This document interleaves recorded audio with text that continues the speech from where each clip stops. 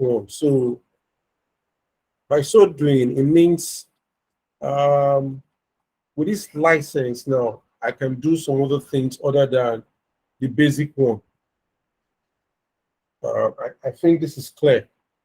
So more importantly, we should emphasize the word license and the restriction to the users, not transferring, the what's it called, the ability to use it. So now let's move to the open source or open software. So the open software are basically designed for public use. This is more like what you and I can just download and then we'll start using.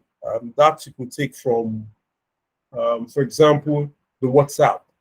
So we all download WhatsApp as an open software, for us to use. That speaks to that. So there's another question that I asked about central processing units and storage device.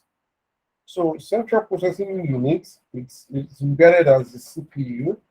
It's actually where most of the processing of the activities, processing of computer instructions, application, is taking place.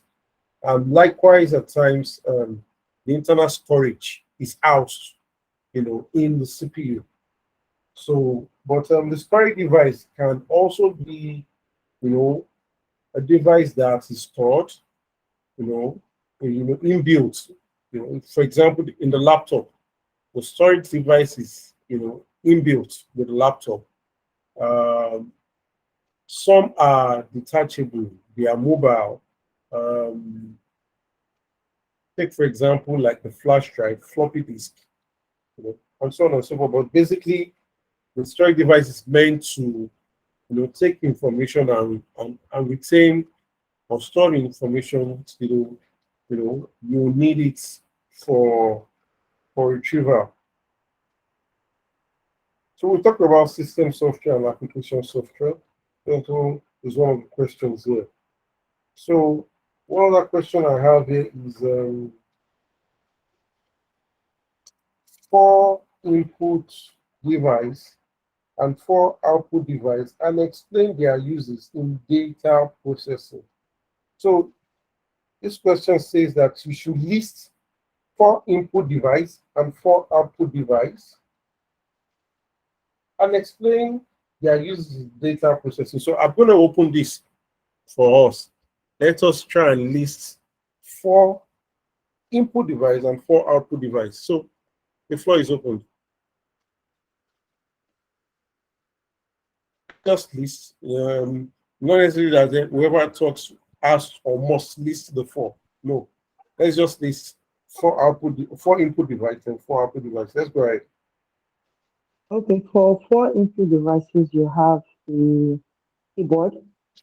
Okay, so the keyboard is used to input both binary and the alphabetic information into the computer. You have the mouse. The mouse is used to maneuver through windows and commands on the computer. And that input device you have is your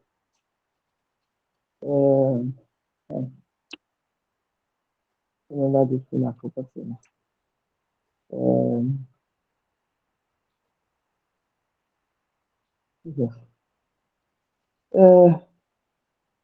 I can't remember again for input. Okay. Output devices.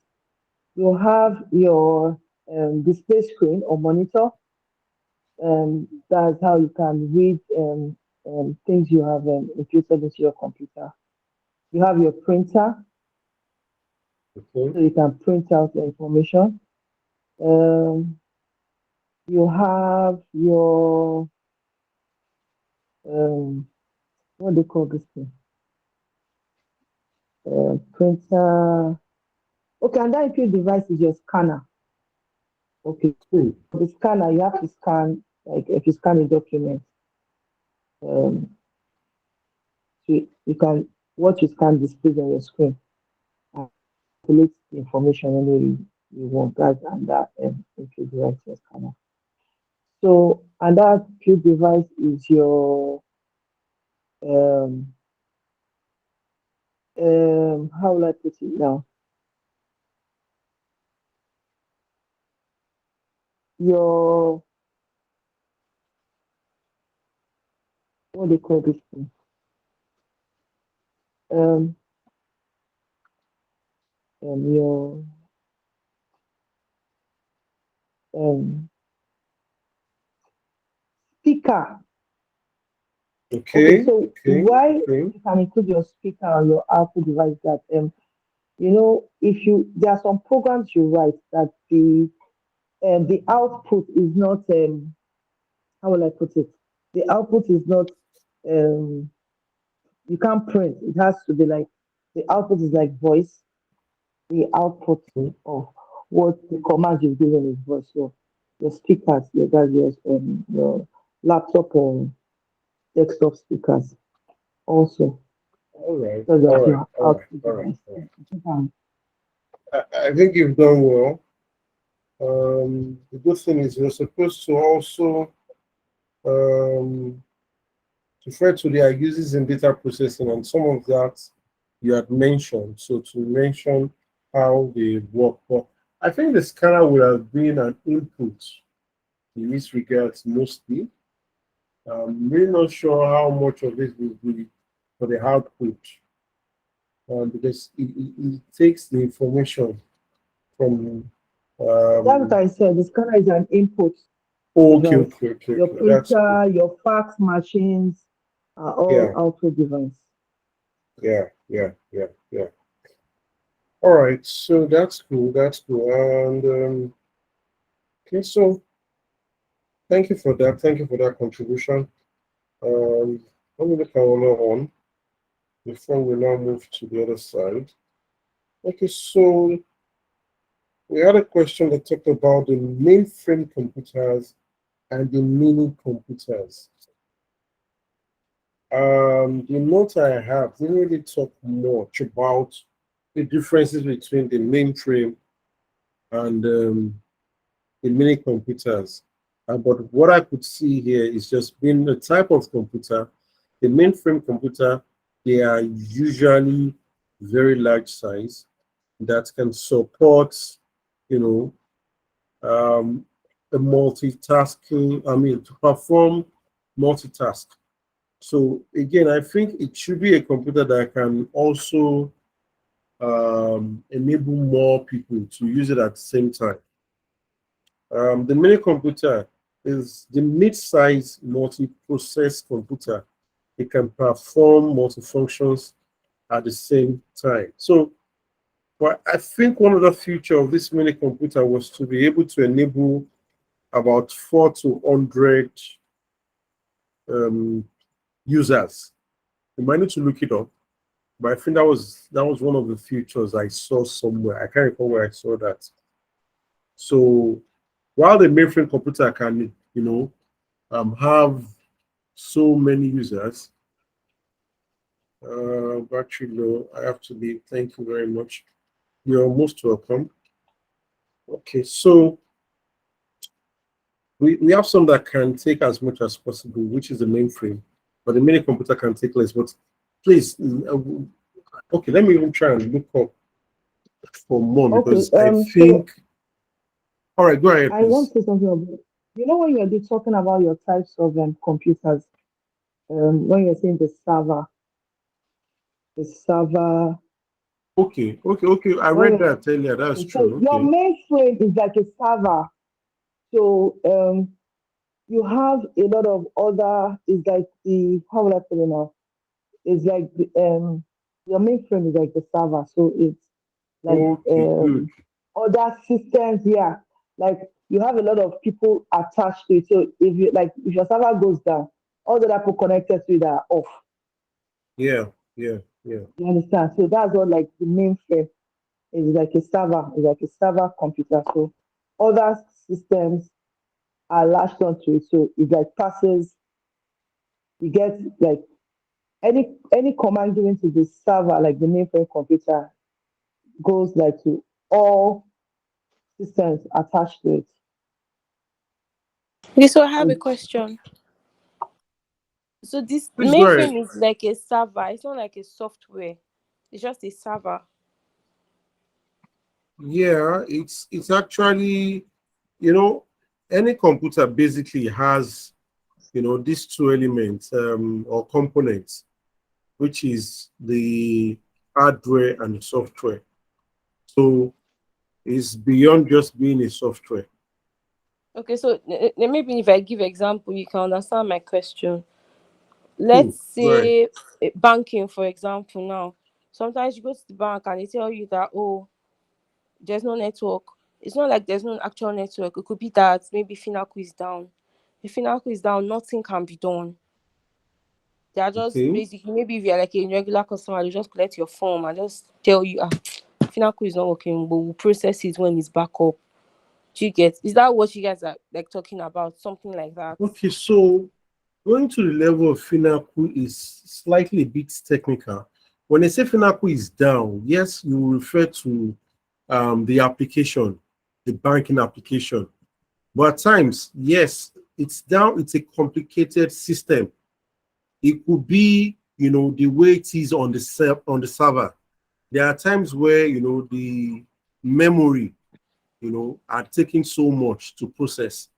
They usually have a level where the memory of a server should work. So when it gets to that level, when it's about to get to that level, at times, the IT guys will need to probably do some adjustments, kind of. So the process of doing that, they will shut down the system, bring it down to be able to do those corrections. Probably maybe they need to shed the weight for Oh, okay, so the. I okay. So it's not just that the whole thing is not. It's not like how do I say it? That it's just the hardware that is down, or probably the application that is down. But that process as a system, is down, and that's that one. So not to mix it up. It's not like basically maybe it's just the application that is down, or maybe it is the server that is down. It could be the system having issues. So they have to bring it down, to be able to do some adjustments, and they'll bring it back. Okay, thanks. You're welcome. Man. Okay, so mainframe and mini computers are the types of computers where mainframe computers provide much more features than the mini computers and high capacity for memory and processing speed. So mainframe are usually, much more bigger, supporting so much more. They have we can have about, let's say, like 5 features now. One is mainframe usually have large disk, while mini computer has small disk. Um, Memory. Let me see if I can do this. Hold on shortly. Um, um, um, um, um, Word capture.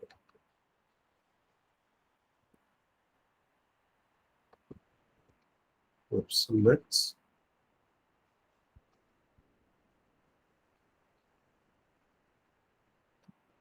Okay, so let me see this.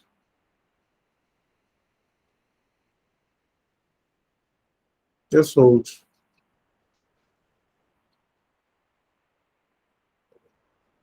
Okay, so let's have the summary of the difference between the mainframe and the mini computer.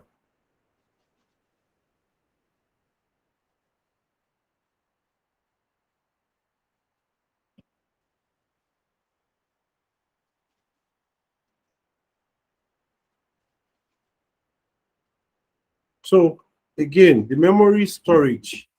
mainframe has, high memory storage, while many computer has low processing speed, yes, fast and slower.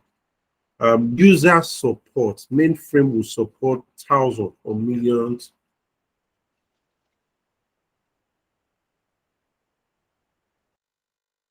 of users. Costs, mainframe are usually expensive, while many computers are inexpensive. So these are the common features you can use when we are asked to differentiate between the two. So I think we've done. Let me see if there's any other thing again we're going to look at in the fourth part. Before we move to the part that we're moving from the known to the unknown. Okay, so we talked about data processing, but for the purpose of just having better understanding, just in case we are asked to be doing short notes thing. What methods of data processing? Data processing is a conversion of raw data or information through a process. Data is very important to business and other organization. Data is any information that has not gone through processing. Can be qualitative and quantitative. Okay, so I know I saw a question around this qualitative and quantitative. We write a description of qualitative data analysis using Atlas TI, a software for qualitative data analysis. We'll try to write examples distinguish between quantitative and qualitative data. So just in case we have something similar, we should be able to do things like this. All right, so qualitative data, those data collected in non-numeric form, while quantitative data is the data that can be qualified or can be quantified rather, or counted. For instance, you can count the number of people, etc. Because we've done some of this under research. So, what are the methods of data processing? One, manual data processing is one of the techniques, and data is processed manually with any machine or tool to get a required result. Here, machine is not involved; it is hand. When we use hand to process the data, just like when we submit our assignments, so we usually use hand to arrange them. Mechanical data processing. So this is a data process using different devices. Example, typewriter, mechanical device. And there is electronic data processing. This is the modern technique to process data. In this case, the computer is used. Data set instructions are computed into the computer, and the computer automatically processes the data in line with the set of given instructions. This type of data processing is very fast, accurate, and reliable. We are in the age of electronic data processing. By electronic methods of processing, we have two means. Okay, so we have batch processing, we have online processing, we have real-time processing, we have distributed processing. So batch processing, this is a method where the information to be processed is organized and sorted into groups, to allow for efficient and sequential processing. This batch processing is common even in the bank, on a daily basis, after a certain time, let's say maybe 11 o'clock or 10 o'clock in the evening. The system. Sorry, please. What you're saying and what you're displaying don't match. Sorry, you have moved beyond. what is being displayed is not what I have. So I don't have things on this one. Sorry about that. Let me just take it off. Just to put your eyes to something. Don't mind me. Just put it somewhere around there to be looking at this one. At least for to stick to your memory, just in case you see question on first to fifth generation thing.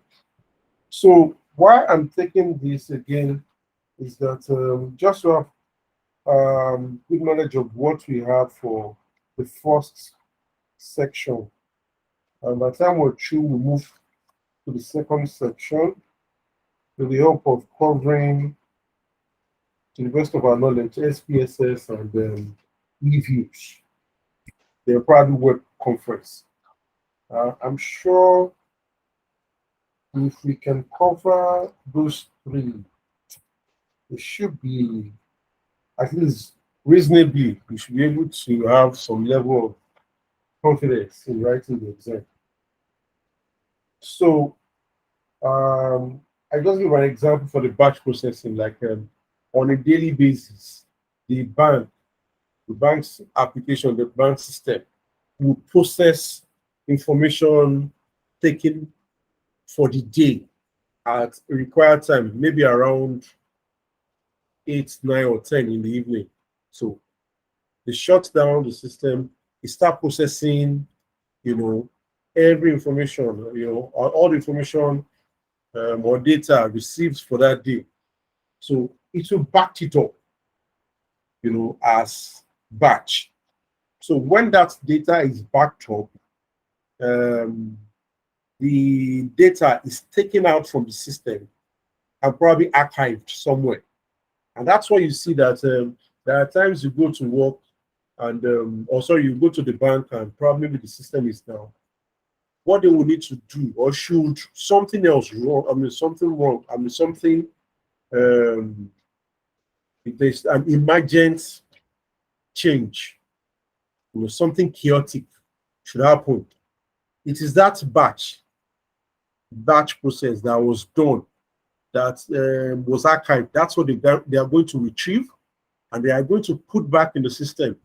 So that system can now refresh its memory for them to now start working. So that's the essence of batch processing. It's actually a standard that all ITs must adopt. Online processing. This is the method that utilizes internet connection and equipment, directly attached to the computer. These allow for data to acquire and process information to be stored in one place and to be used all together in different places. So process, as it is now, we can have data processed, like I have mails sent to you. Okay, I just sent a document to you now, which is more like an online processing, and you're able to receive that document and also use. Real-time processing. These techniques can respond immediately, to various signals to acquire and process the information. These involve maintenance and upfront costs attributed to very advanced technology and computing. In this case, time saved is maximized.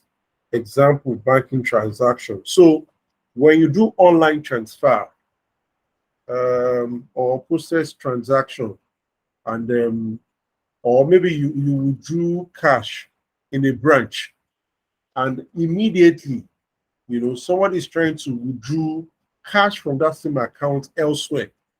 The bank already had the information. The moment you take that cash, every other branch, real time, will get that process.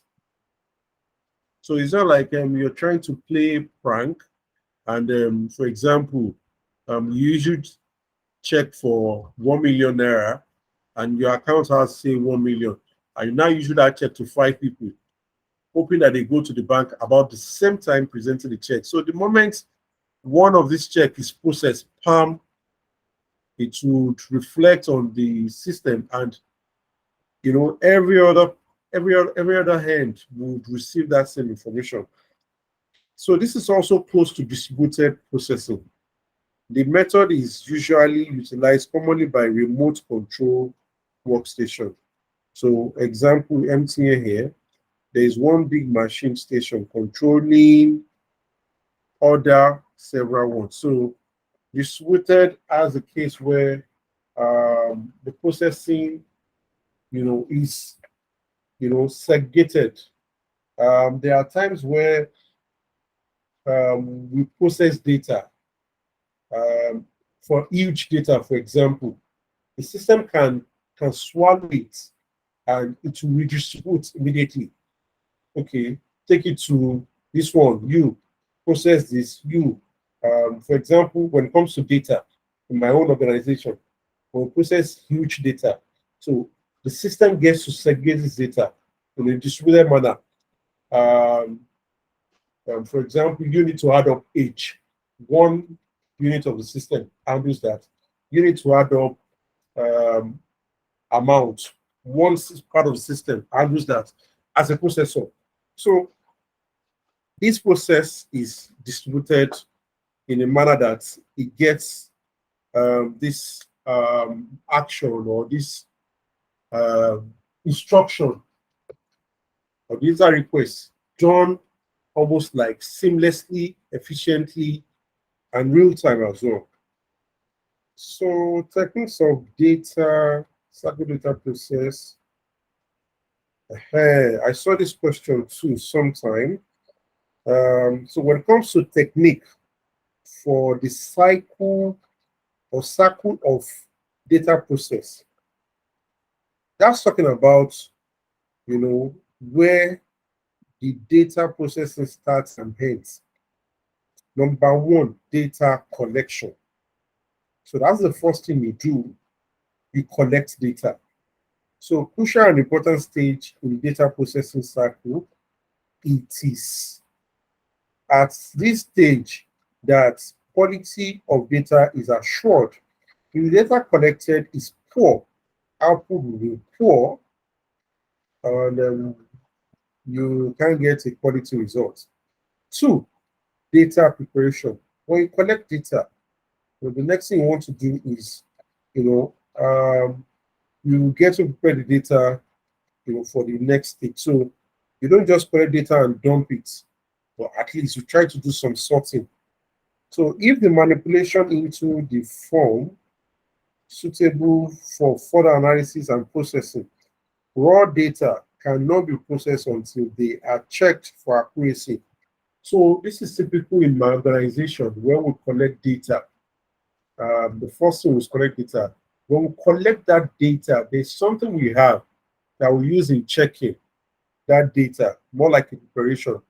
So that module will check and sort the data. If the whole thing is entirely bad, we'll reject it. But if some section is bad, we'll still present it and say, look, this section of your data, is not so good. So if it's critical, we reject it. If it's not so critical, there are some that we'll still process. But when our process, at the end of the day, we'll return the part that is bad and say, look, sorry, this part of your data is bad. So this is helpful when we can do data preparation. Number three, input stage. So after doing the sorting, that's preparation stage, we go to the input stage. Verified data is coded or converted into machine language or machine readable. At this stage, data entry is made through the use of keyboard, italize, scanner, or data entry from an existing form.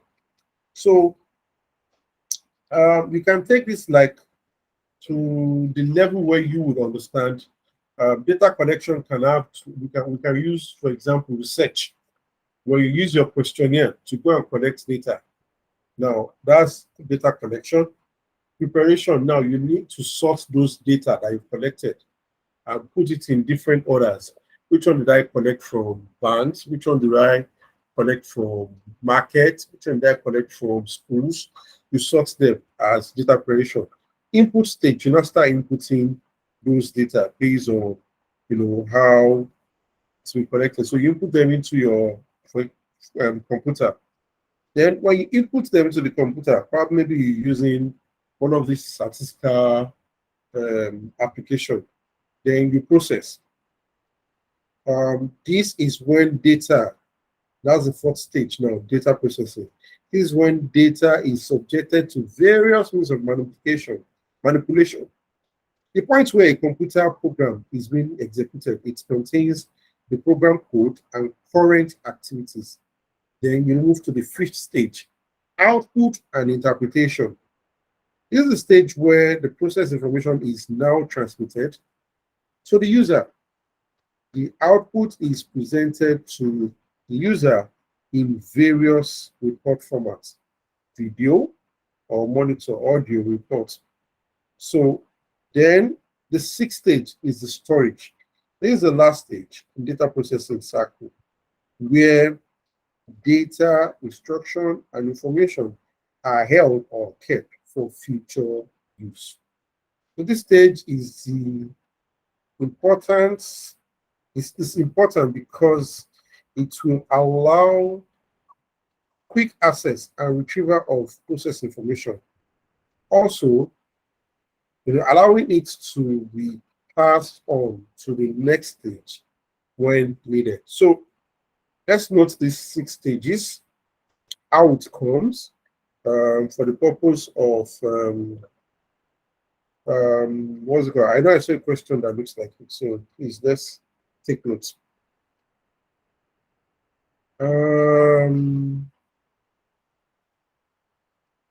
Let me see.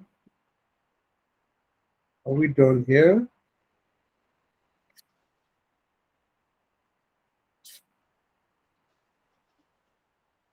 Hello, are we still here? Are we still hanging on?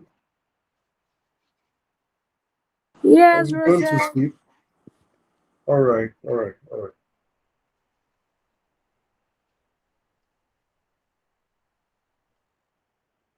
Wow, wow, wow.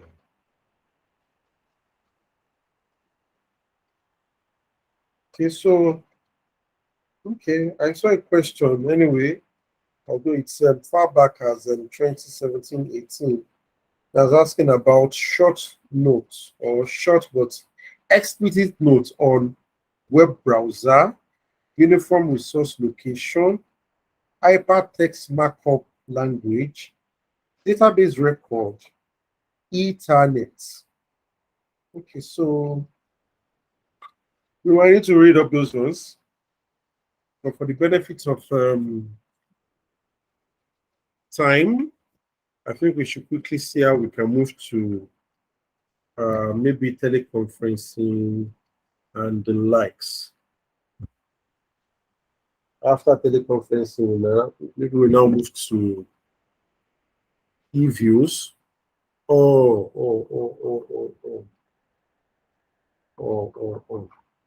My computer is my Android is backing up. Oh my God. Is anyone with the teleconferencing slides? Maybe iPhone user.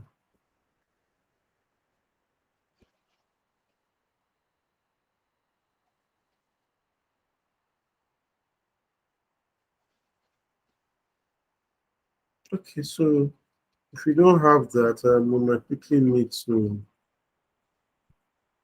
move to something else in order not to waste our time. But I actually wanted to project that slide, so go through it quickly, but unfortunately, Hello, I did not Reza. save that. I'm with you. Which one are we doing now? Sorry. Honest us to move to e-views. Oh yeah, now what now happen? Do you have the slide? Yeah, I can send it to you. Can you send it to me on Telegram? Can't get it on WhatsApp. Okay. All right.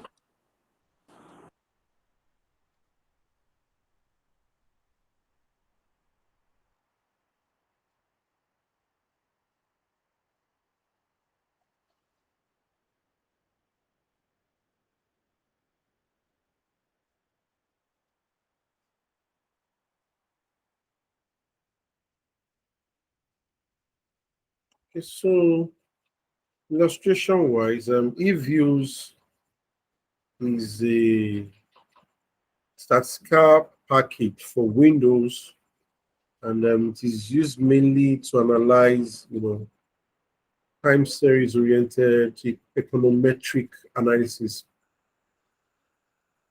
So, what else do I have here?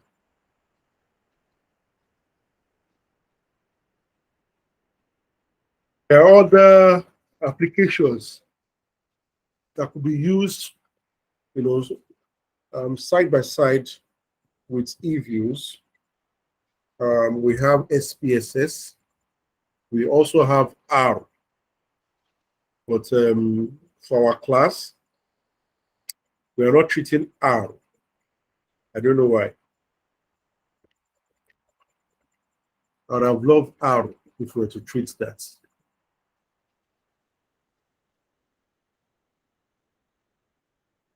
So eViews offers financial institutions, corporations, government agencies, and academic access to powerful statistical time series, forecasting, and modeling tools through an innovative, easy to use, object-oriented interface.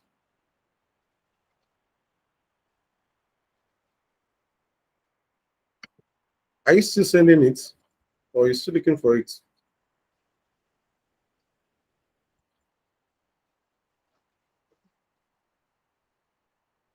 Yeah. I'm on it already. All right.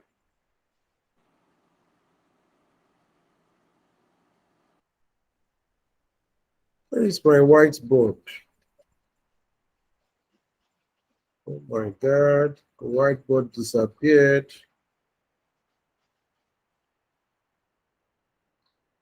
Okay. Still here.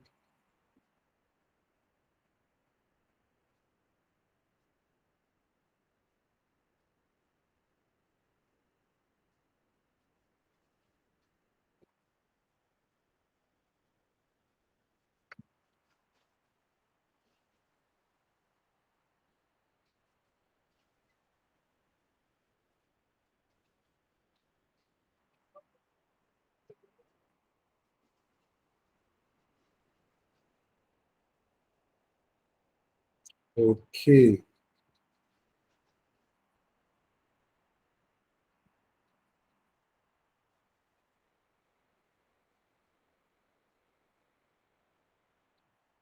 Wow.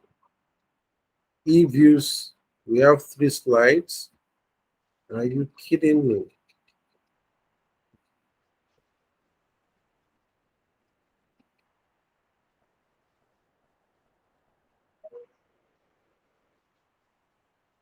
Okay, so let's go there.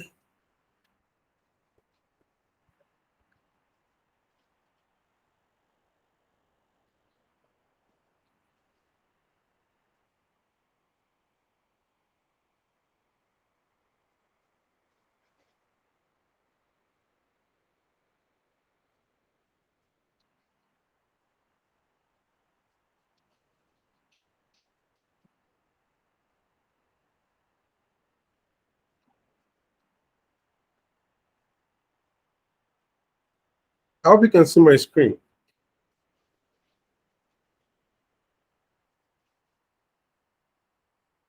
Hello? We're here, Razak. I was asking if you could see my screen. Yes, we can. Right, so eViews,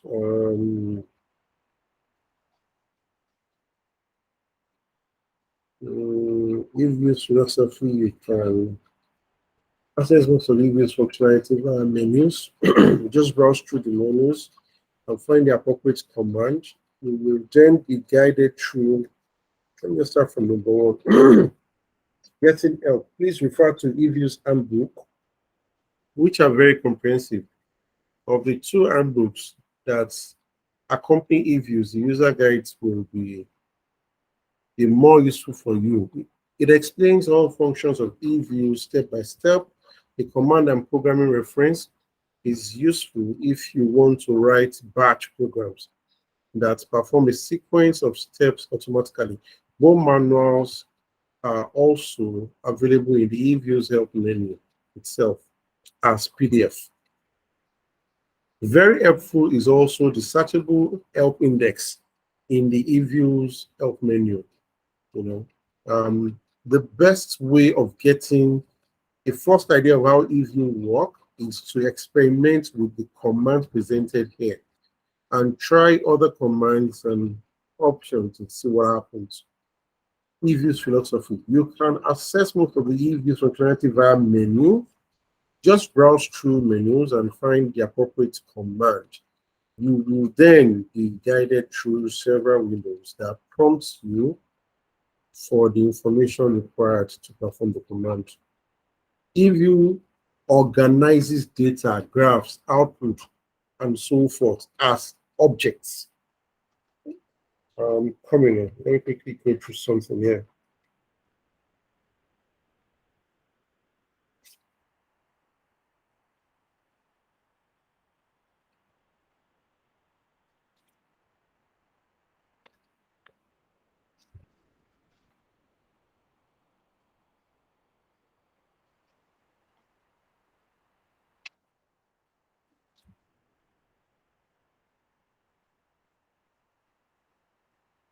Okay, so I'm seeing questions here. Okay, can we still look at the assignment as it is?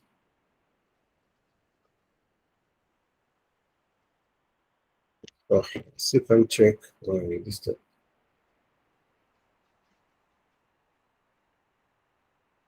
Okay, so let's move forward. Okay, so creating work file.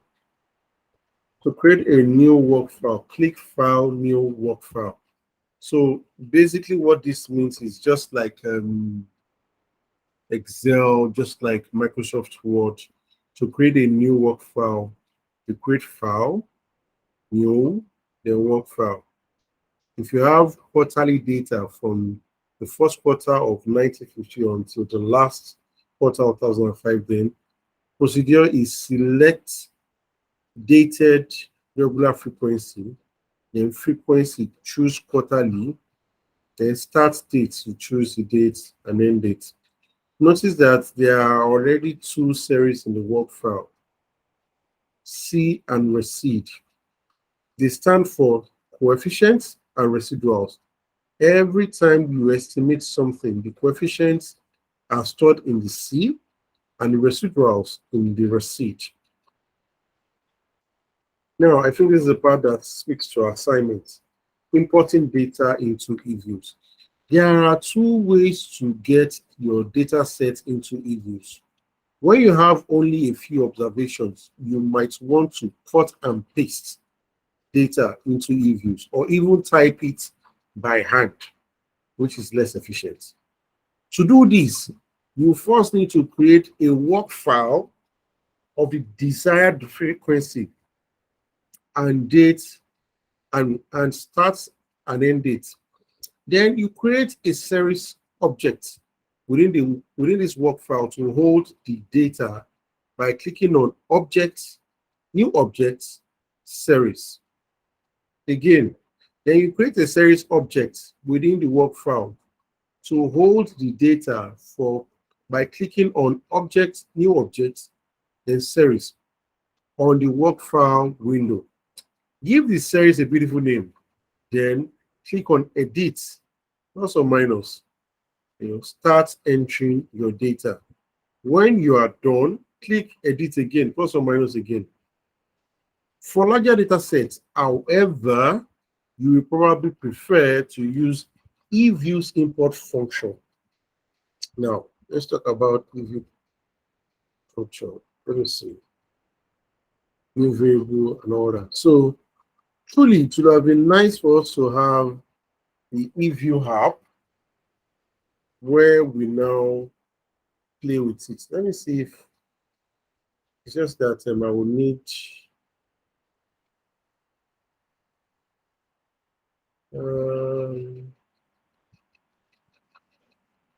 okay. Let's still move on.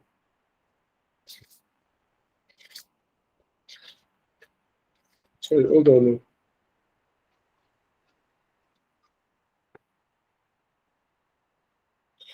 All right, so let's continue. So for larger data sets, however, yes, number one, first convert your raw data into a format that eViews understand, such as a text file with e.g., comma separated values, a Lotus file, or an Excel file.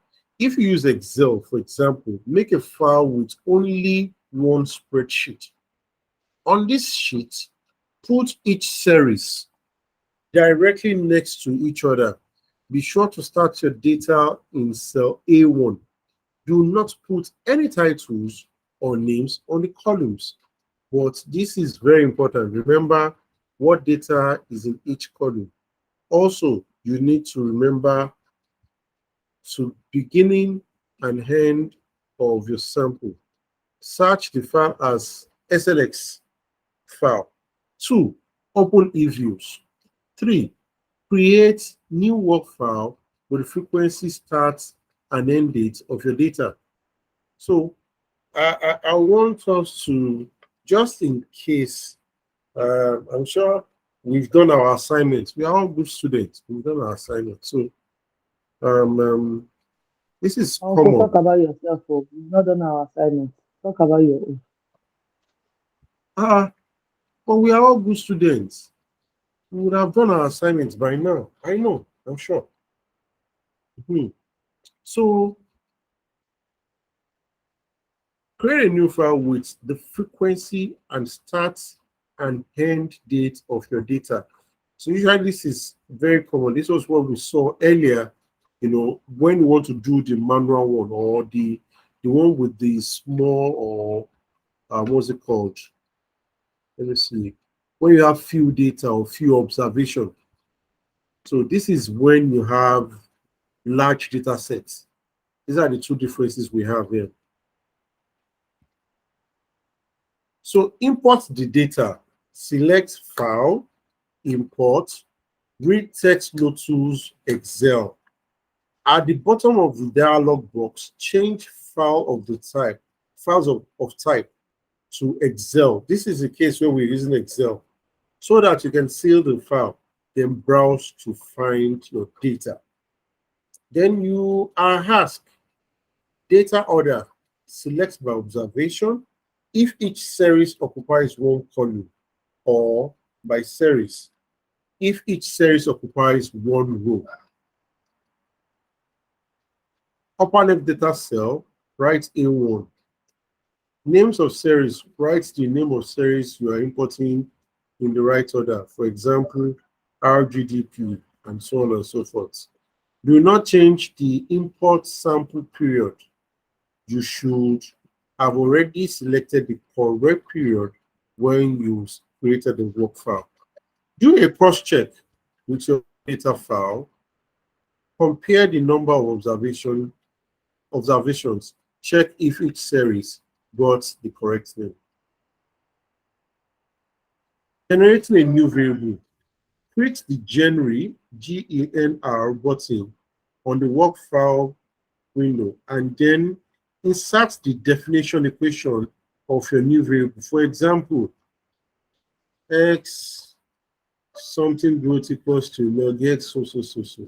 Note when you write x into -1. X parentheses -1. So eViews understand that you want x lagged one period. So what this is trying to say is that because of how you write your program.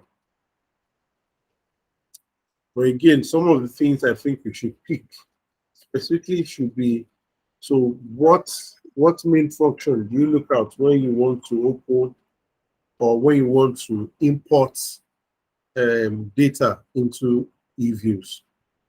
So we had instances where aside the fact that you want to open new views, you convert your data, or where you copy it in this case, opening it, go to objects, new objects, then series.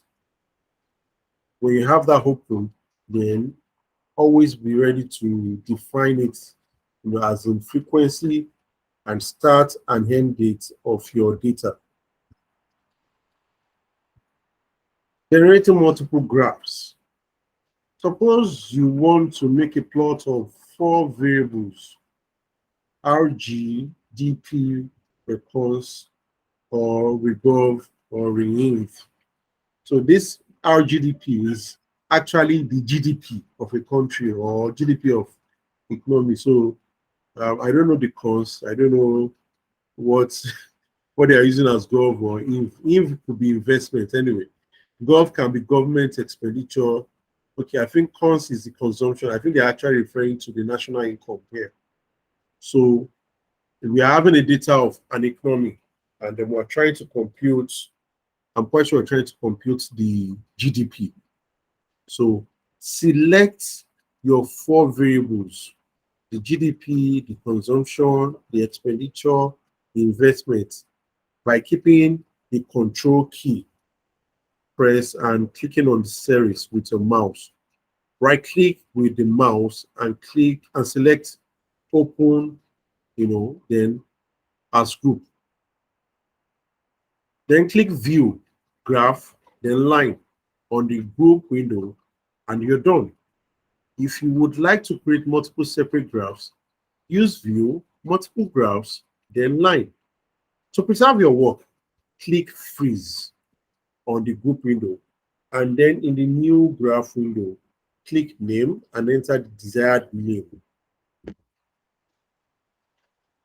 Then play around a bit to understand how to format the graph the way you want. So if you're the type that use Excel for analysis, yes, after getting your graph, you can try to tweak it, to get better view, and whatever you want to showcase, you can try to showcase. If you want to do coloring and all that, that's where you put those things in. So then play around a bit to understand how to format the graph and the way you want. For example, insert, click add text to shade a certain time period, click line, then shade, and then select shaded area and enter the time span that you wish to shade. If you want to shade several periods which are not connected, you have to repeat the procedure several times. Running a regression.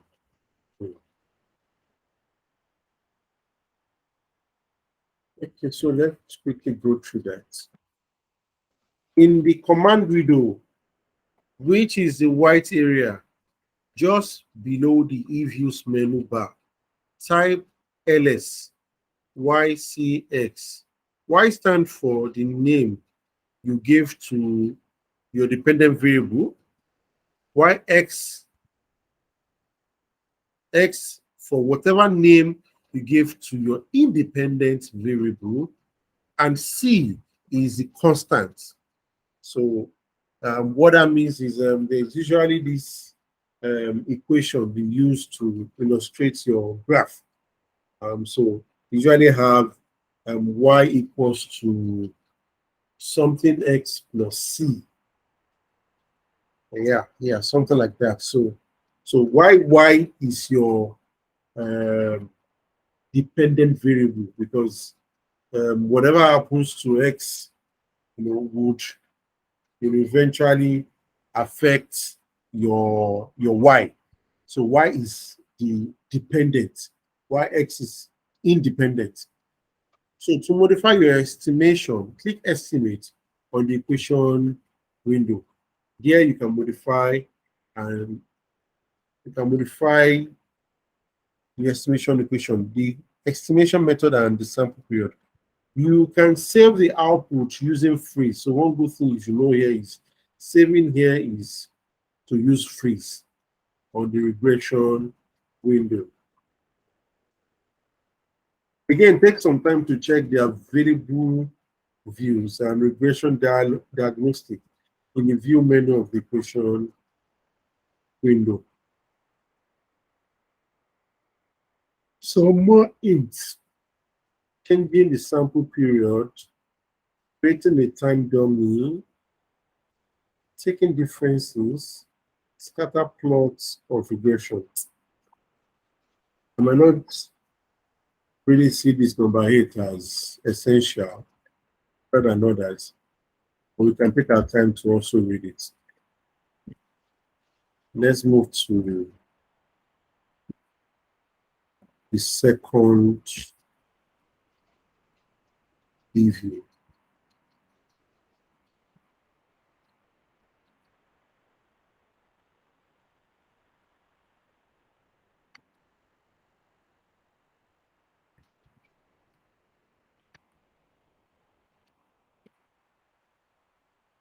Hello, hope we are still here.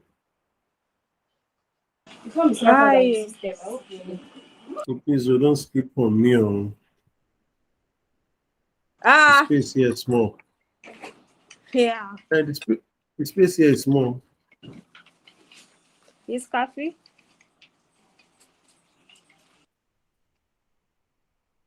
Hmm. Hey. Are getting there.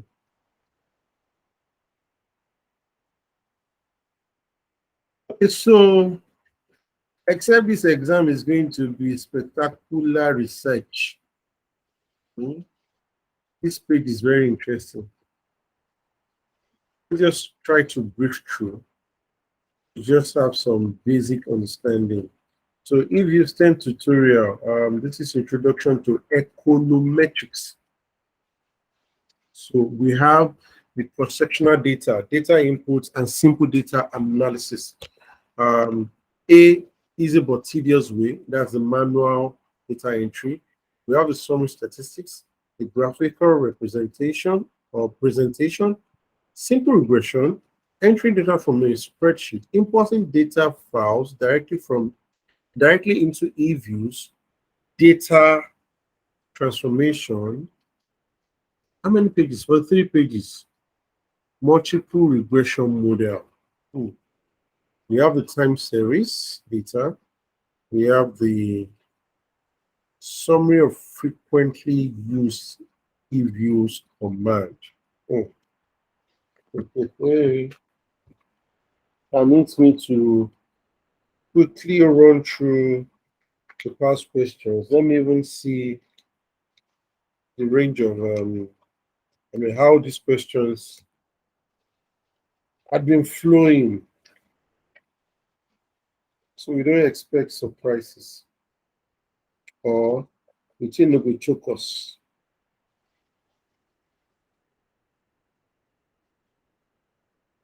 Because we're still need to look at SPSS.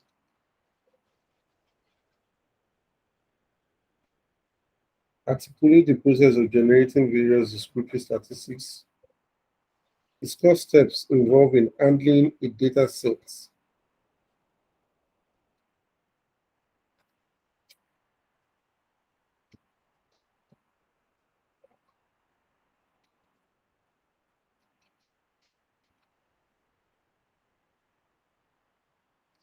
Okay. So interestingly,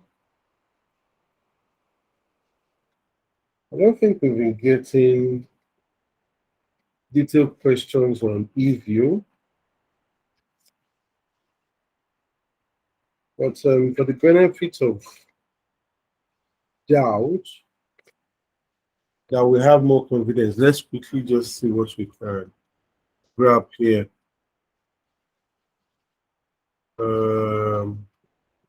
Tutorial will introduce you to a statistical and econometric software package called eView. So let's know these two names just in case we are asked to define it. So the statistical and econometric software package. The most current questionnaire version is eView 10.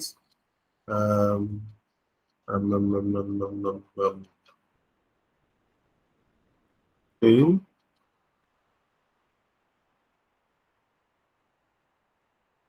eViews is most commonly used for time series analysis in academic, business, and government, but you can work it easily when you have cross sections and panel data.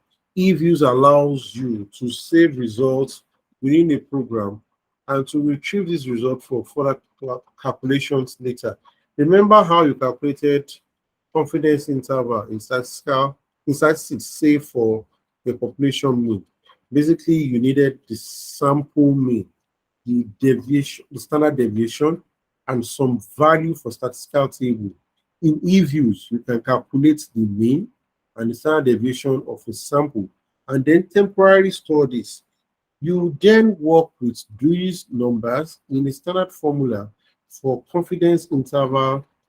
In addition, eViews provides the required numbers from the relevant distribution.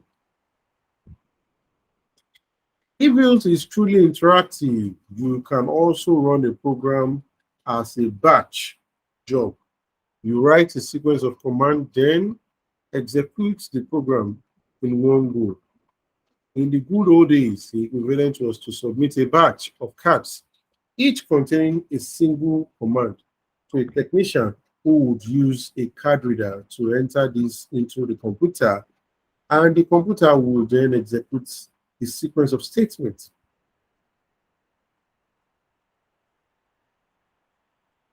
While eView produces graphs and charts, these can often be improved upon by saving the data used in these graphs in a spreadsheet or ASCII format, and then import the data into Excel or another spreadsheet program you prefer. Even better, since eView works in a Windows format, it allows you to cut and paste the data into any other Windows-based program. Finally, there is a warning about the limitation of this tutorial. The purpose is to help you gain an initial understanding of how to work with eViews. I hope that the tutorial looks less daunting than the manuals. However, it cannot replace the accompanying manuals, which you would have to consult for more detailed questions. Feel free to provide some more.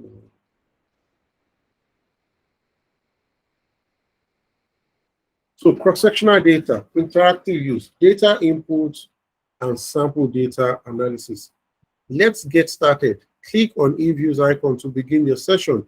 What you see next is the eViews window. With the title bar at the top and command window immediately below. So you can see the command window somewhere here, but the title bar is at the top here. So immediately below, and the status line at the very bottom. At the very bottom, ignore my part. It is below. The result of your various operations will be displayed between the command window and the status line in the so-called work area. Interactive views, eViews allow you to execute commands, either by clicking on the command button or by typing the equivalent command into the command window. To view past command, click on Capture button located to the left of the command button. In this tutorial, we will work with two applications, two cross-sectional California test score data sets and current population survey data sets. The easy but tedious way, the manual data entry. So you will work with, these are cross-sectional data referred to as eViews as undated or irregular data. There are 420 observations from K6 and K8 school districts for the years 1998-1999. You will not want to enter a large amount of data manually unless you have collected data by yourself. Sometimes the economics are doing more and more. The alternative is to enter the data into a spreadsheet Excel and then to cut and paste the data. See below. However, for the purpose of this introduction, it will be useful that you become aware of entering and editing data. Here I will use a subsample of 10 observations from California test score data. To start with, we must create a work file in eView. So you must always create work file to start with. And how do we create work file? We click on File, pull down, select New, and Work File. We did that earlier. You can see what that looks like here. The particular dialog box, okay, sorry, this is the dialog box, sorry. The particular dialog box asks you for start and end dates. So in this dialog box, I can't expand. Let's just give it without trying to see what it looks like. So there's start and end date here. Start, end date. We are working with undated irregular data, and so use the pull down menu for work file structure type and select unstructured or undated. Then enter the 10 in the observation box. While you are at it, enter SW10 SMPL into the WF field.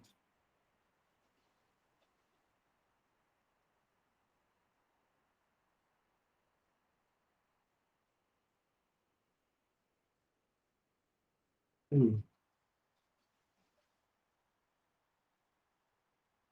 think we need to move there. So basically, the summary statistics for the moment, let's just see if we are working with the same data. Locate the view button and upper left corner. You would see the following output instead of using print screen on my computer. I press freeze. I press the freeze button in eViews. This allows me to copy.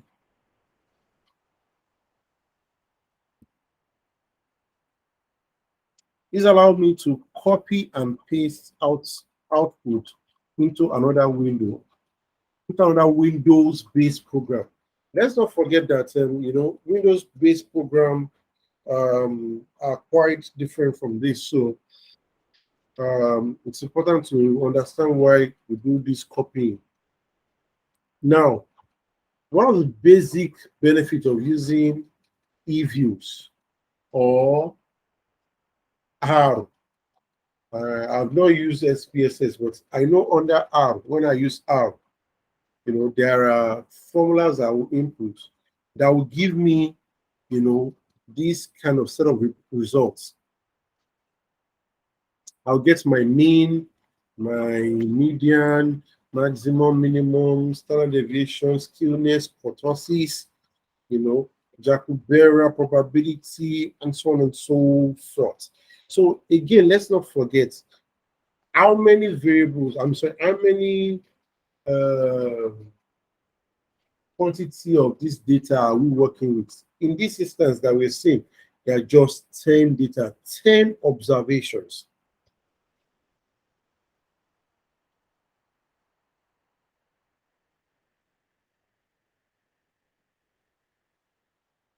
There's also graphical presentations.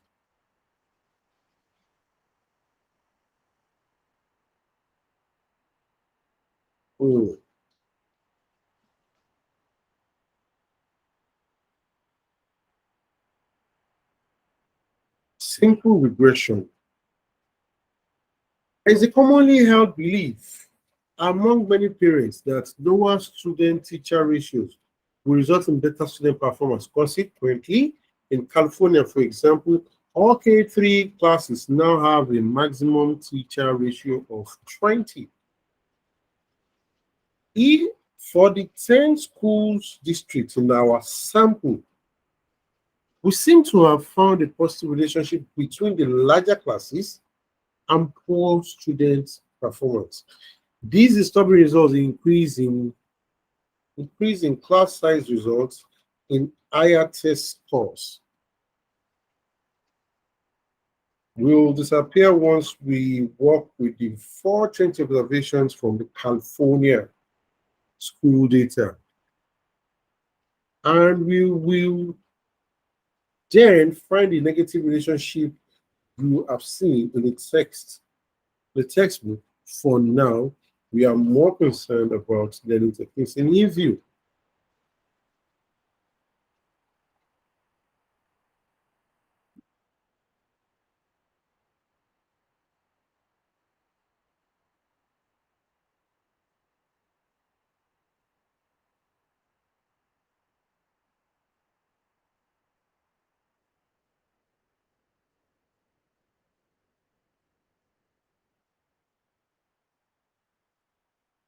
Okay, so hello, are you there?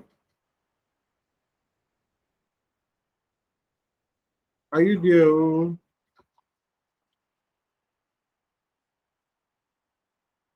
Oh, hey, you've been sleeping on me. Oh, my God.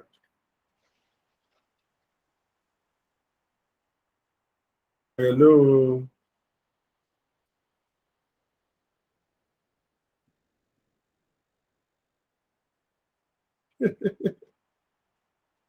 Wow, so many people had gone. Oh.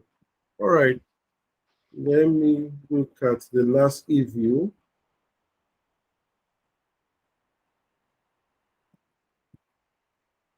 This eView material is very interesting.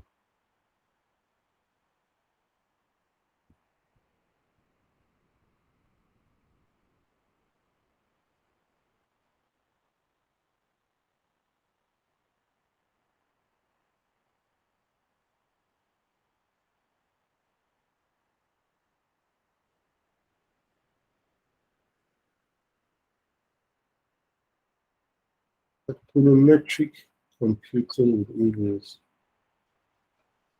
eViews provides sophisticated data analysis, regression, and forecasting tools on Windows-based computer. With eViews, you can quickly develop a statistical relation from your data and then use relation to forecast future values of the data. Areas where eViews can be useful include scientific data analysis and evaluation, financial analysis, and microeconomic forecasting, simulation, sales forecasting, cost analysis. eView is a new version of a set of tools for manipulating time series data originally developed in a time series processor software for large companies.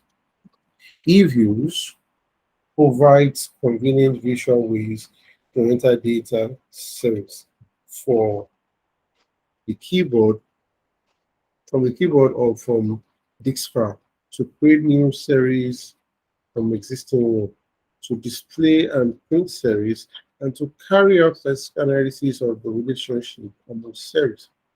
eViews takes advantage of various features of modern Windows software. You can use your mouse to guide the operation with standard video menus and diagrams.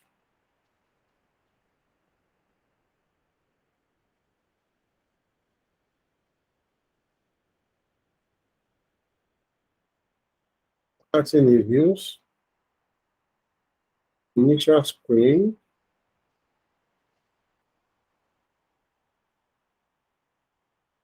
when the file is loaded.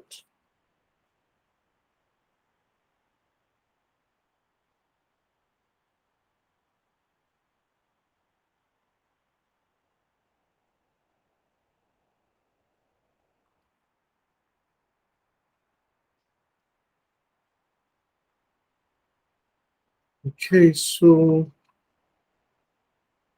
we could view data using a command file, work file, using menu system, viewing data, show series name,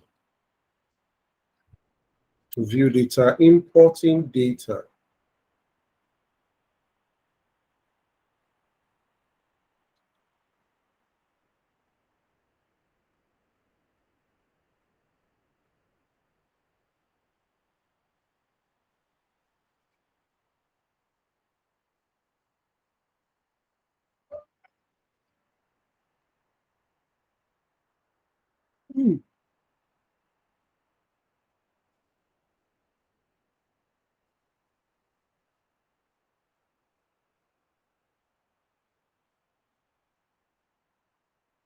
Okay, so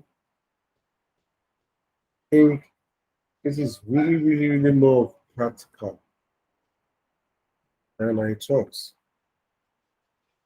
But tracing parties, what we're getting as questions shouldn't be so deep.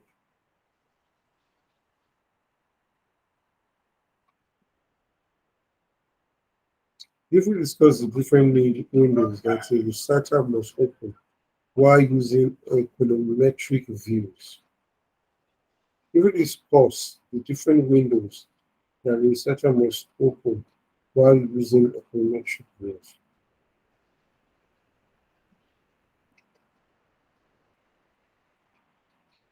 the data sets, for larger data sets, a researcher will probably prefer to use the eViews import function, enumerate the steps involved in importing data into eViews.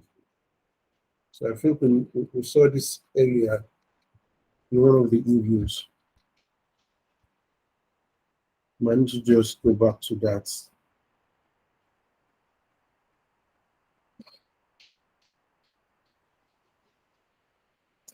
Actually, the process of generating videos descriptive statistics in SPSS.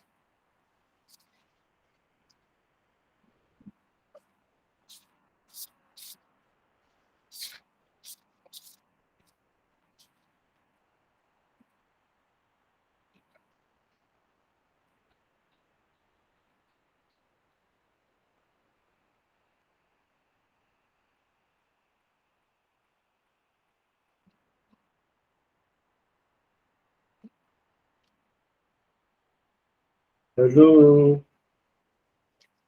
is anybody there?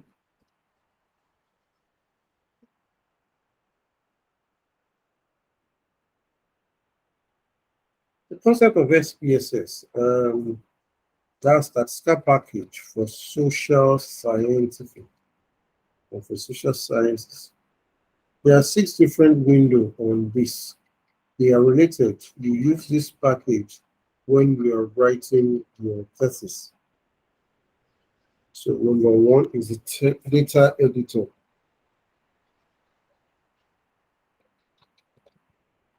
This defines the horizons and enter data, dependent variables, the GDP. The variables are entered in columns, one after the other. Variables make up model. The model must correspond with the objective. What determines the static nature of the model depends on the objective. The output navigator, number 2. This is statistical. You enter your query. This is to display the output. It opens automatically when you are running out.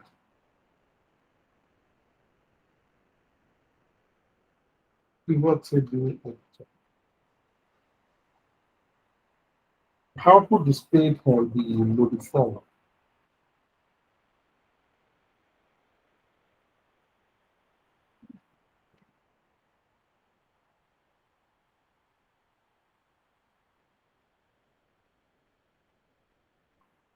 Pivot table editor. Here, output display can be modified in many ways with the aid of pivot table editor. This is an edit text. You can add columns, add text, remove text, change bar chart to a pie chart. This is basically before you enter. This is basically where you enter. This is where you can make any change. It enables you to edit whatever you want.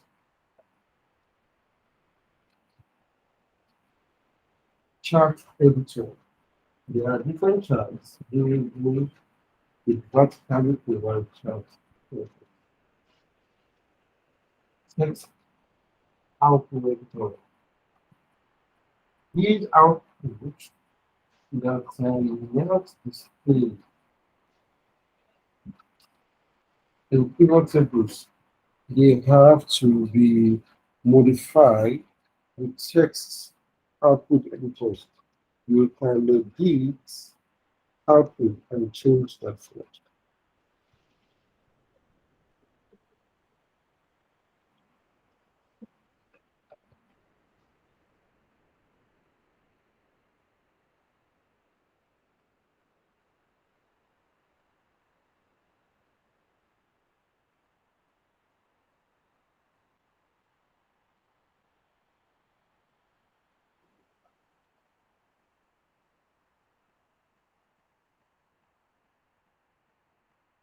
hello.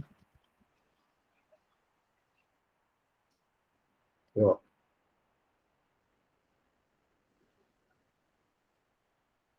Everybody's gone. You can paste your dialog box. You can paste your dialog box in the syntax editor. When you select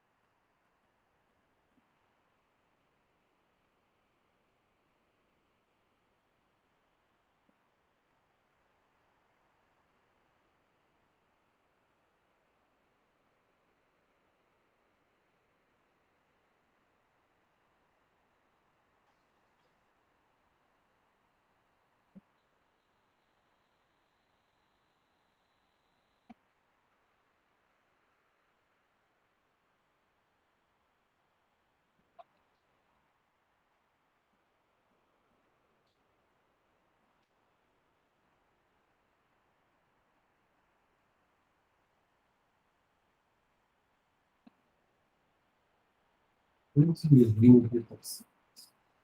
Based on creating data in spaces.